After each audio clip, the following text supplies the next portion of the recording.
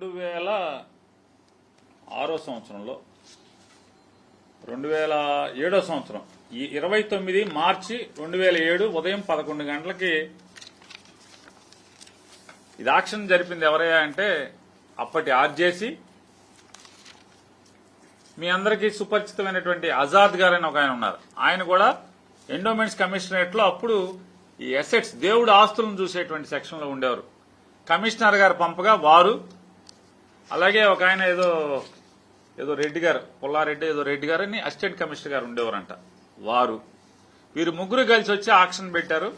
Auction లో 135 మంది ఒక్కొక్కరు 2 లక్షల రూపాయలు డిపాజిట్ గా కట్టి ఆక్షన్ పాడుకున్నారు. ఇది ఎండోమెంట్ డాక్యుమెంటే, నాది ధరావత్తుల జాబితా. 135 మంది 2 లక్షల చొప్పున ఆక్షన్ జరిగితే దాంట్లో నేనెట్టా కొట్టేశానో మరి మీరు ఈ కృష్ణానది ఈ ఒడ్డు నుంచి ఆ ఒడ్డుకి లేదా ఇక్కడి నుంచి అక్కడికి ఈద్దాం అనుకున్నటువంటి ఆ సమాచారం ఇచ్చిన గోదావరి మీరు పట్టుకున్న ఆ తోక ఎవరిదో వాళ్ళు చెప్పాలి, అది పుచ్చుకుని బయలుదేరిన మీరు చెప్పాలి. ఈ 135లో సరే వీళ్ళందరూ నేను వదిలిచ్చావంటే ఈ 135 మందిలో దాదాపుగా 50% మంది టీడీపీ వాళ్ళు. ఇందులో 30వ పేరు 2 లక్షల రూపాయలు కట్టినటువంటి 30వ పేరు కొల్లు రవీంద్ర గారికి గుండికాయ ఇంకేదో కాయో రోజు ఆయనతోనే ఉంటాడు, పల్లపాటి సుబ్రహ్మణ్యం గారు. ఈ గుండికాయ కూడా నేను కొనేశానా, నాకు అమ్ముడయ్యాడా అంటే నేను మాట్లాడేప్పుడు ఉచ్చం నీచం. సరే నానిగాడు ఇట్లా చేస్తాడా చేయడా, కనీసం జ్ఞానం ఉండాలి కదా. పార్లమెంట్ దాకా వెళ్తాం ఢిల్లీకి, ఎంతసేపు రియల్ ఎస్టేట్ బ్రోకర్ లాగా మాట్లాడితే ఎట్లాగా.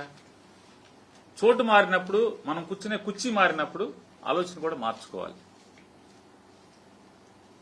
కానీ ఏదో హైదరాబాద్ లో రియల్ ఎస్టేట్ బ్రోకరేజ్ చేసి మాట్లాడినట్టు అక్కడ మాట్లాడినట్టు రాజకీయాల్లో ఒక ఎంపీ కుర్చీలో కూర్చుని, అందులో బెజవాడ ఎంపీ కుర్చీలో కూర్చుని ఎంతమంది గొప్పోళ్ళు పనిచేశారు. ఇంతకన్నా అసలు మామూలుగా ఈ బెజవాడ ఎంపీ కుర్చీని ఎంత అధమ స్థానానికి పడేయాలో, ఎంత నీచానికి పడేయాలో అంత నీచానికి పడేసిన పరిస్థితి సంవత్సరన్నర కాలంలో. నేను ఆయనకి చెప్తున్నాను, మళ్ళొకసారి మీరు లోకేష్ గారికి ఏదో అని చెప్పి ఏదో బాగా దగ్గరని ఇంకేదో అని మీ ఇద్దరు ఒక్క అంచంలో తిని ఒక్క మంచంలో పడుకుంటారని రకరకాల బెదవాడంతా చెప్తున్నారు. అందుకే మీకు ఆంధ్ర క్రికెట్ అసోసియేషన్, ఎందుకంటే మీరు బాగా క్రికెట్ ఆడతారు కదా, గొప్పగా మీరు భారతదేశం తరఫున ప్రపంచ కప్పులు కొట్టుకొచ్చారు, చాలా కొట్టుకొచ్చారు కదా, అందుకని మీరు ఇప్పుడు ఆంధ్ర క్రికెట్ అసోసియేషన్ కి అధ్యక్షుడిగా అయ్యారు కదా. మీరు బాగా క్రికెట్ నేర్పరని చెప్పని గార్డులు గ్లౌస్ ఏమీ లేకుండానే సిక్స్లు కొడతారు కదా మీరు, అందుకని మీ ప్రావీణ్యం చేసి మీకు ఇచ్చారు ఆంధ్ర క్రికెట్ అసోసియేషన్. లోకేష్ గారితో చెప్పి ఇప్పుడు ఒక తోక పట్టుకుని మీరు బయలుదేరారు కదా, ఆ తోకకున్న తలకాయతో మాట్లాడి విచారణ చేయించండి ఈ యాక్షన్ మీద. ఖచ్చితంగా ఆ భూములు దేవుడికి వెనక్కి లాక్కోండి, అధికారం మీది, ఏది పడితే అది చేస్తున్నారు కదా. 2012లో 2007లో 2014లో 2015లో అప్పుడు సంఘటన జరిగిందని చాలా మా వాళ్ళ మీద కేసులు కడుతున్నారు కదా, కట్టండి. ఈ దేవుడి ఆస్తి 5.5 ఎకరాలు, 5 ఎకరాలు 30 సెంట్లు ఎంత అనుకుంటా, దీని వెనక్కి లాక్కోండి. సొల్లు కబుర్లు కాకుండా మీకు చావు ఉంటే నిజంగా అంటే అత్యున్నతమైనటువంటి అంటే ఎంతో మంది మహనీయులు చేసినటువంటి ఈ పార్లమెంట్ కుర్చీలో కూర్చున్నారు కదా, మీరు మాట నిలబెట్టుకోండి. మాకు అధికారం లేదు, మీరు దేవుడి ఆస్తి కొట్టేశానని చెప్పి మీరు మాట్లాడుతున్నారు కదా, చేయండి.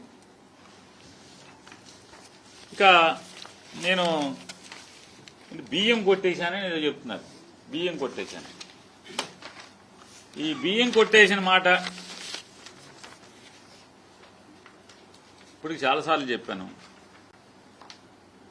నా మీద కేసీ పార్టీతో మీ తెలుగుదేశం పార్టీలని మీ పబ్లిక్ ప్రాసిక్యూటర్లని అందరిని అడగండి. లేదు దాంట్లో మీరు మీకు చేతనైతే, మళ్ళొకసారి చెప్తున్నా, మీకు చేతనైతే నాకు దాంట్లో యావజ్జీవ శిక్ష వేస్తారా, లేకపోతే 10 ఏళ్ళు వేయిస్తారా, 25 ఏళ్ళు వేయిస్తారా, వేయించండి.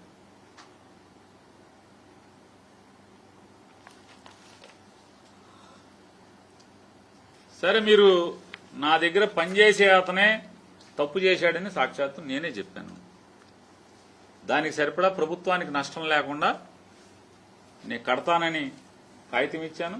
అధికారులు కట్టమన్నారు, నేను కట్టాను.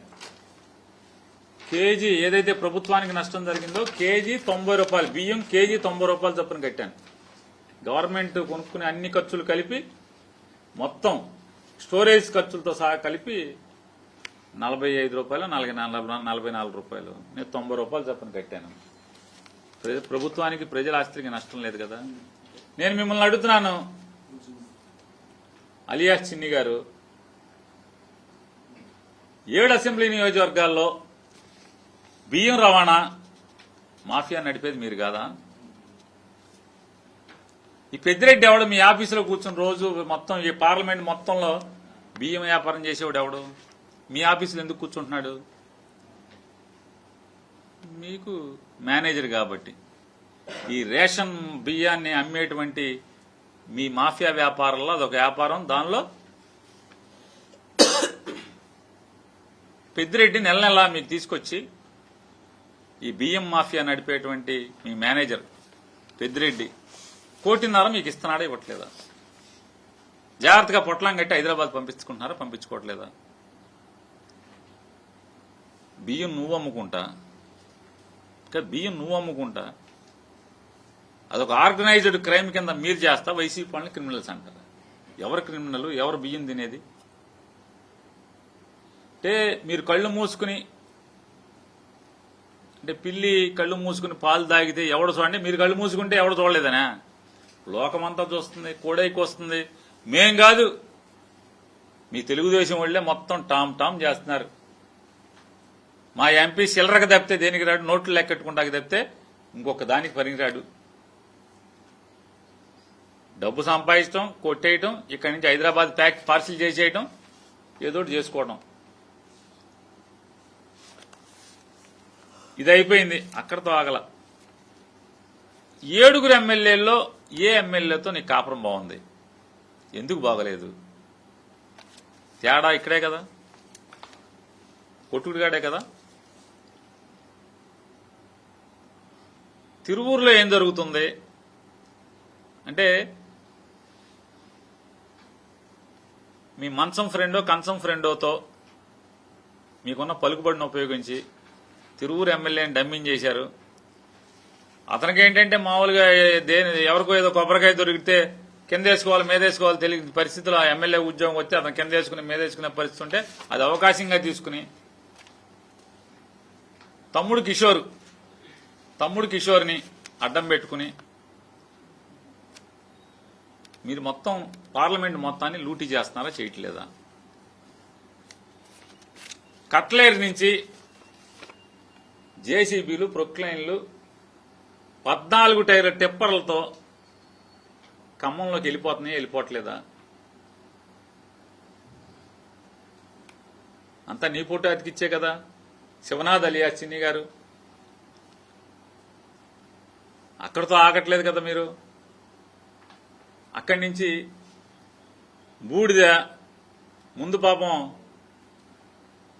మా దగ్గర నుంచి వచ్చిన షావుకారు చేసుకునేవాడు ఫుల్గా మొత్తం అంతా. ఆ షావుకారులో సగం వాటా తీసుకున్నారు కదా మీ కంచం ఫ్రెండ్తో మాట్లాడి. ఆ సగం వల్ల ఏదో వెనకటికి అరబ్ షేక్ గారు చలికి ఒంటికి తలకాయ పెట్టుకుంటాకిస్తే మొత్తం తోసినట్టుగా ఆ ఎమ్మెల్యేని తోసి చెన్నై కంపెనీకి ఇచ్చారా, ఇవ్వలేదా? అదే కదా తగదప్పుడు.